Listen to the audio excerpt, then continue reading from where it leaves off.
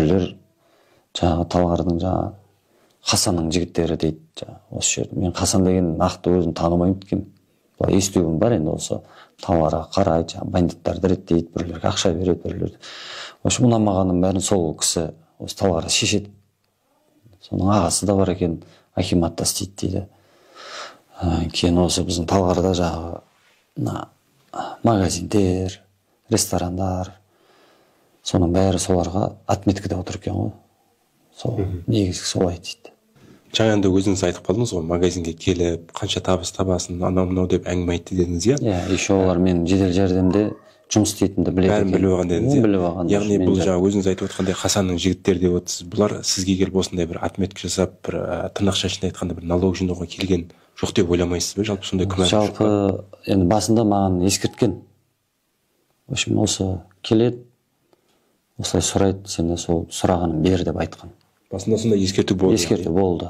Мен де айтқам жарайды, сұраса мен беремін. Бірақ енді мен кім алады деп далаға жүгіріп шығып, сен аласың ба деген әңгіме айтпаймын ғой. Келіп жатса, сөйлесеміз. Мен беремін дегенде бір беретіндей бір жағдайда емеспін, ешкімге бірдеңе беріп қоятындай, ол не үшін беруім керек. Бірақ менен сұраған кезінде басында айтқам. Келіп жатса, беру керек болса береміз, сөйлесу керек болса сөйлесеміз, көреміз дегенмен. Енді бұл жерде енді күдік деген көп болады ғой адамда. Яғни Талғарда жалпы осындай нәрсе болып тұр ғой, иә, ондай нәрсені енді, кафе ашса келіп ақша сұрайтындар. Ондайлар бар дейді. Ондайлар бар дейді, трект сияқты бар дейді. Кейін жаңағыдай біреулер зардап шексе, оларды жаңағы ақшамен, жаңағы негізгі осы біздің құрған Талғарда бірінші акимат, сон, прокуратура, ровда. Бұл жерде ешқандай әділеттік ала алмаймыз. Алынбайды да. Біздің Талғарда жүрген 102-нің өзі жемқорлық әбден бейімделіп алған ғой. Бейімделіп алған. Қарапайым халықтың жай жағдайы, олар қызық емес. Неге десеңіз, Кутордан жылда Кутордың балдары адам өлтіреді. Мен ғана емес, мен балам ғана қазір, мен өзім баламның ғана жағдайын айтқым келеді, бірақ енді елдің бәрі келіп жатыр үйге, естіп жатырмыз.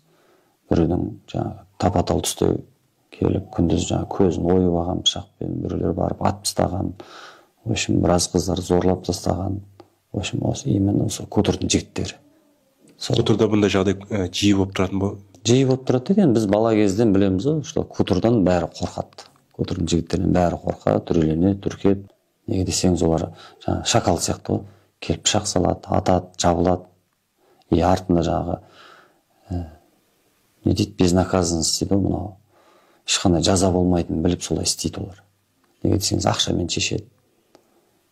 Негізіне келгенде. Таныспен, дүниемен шешіп кетеді ғой енді.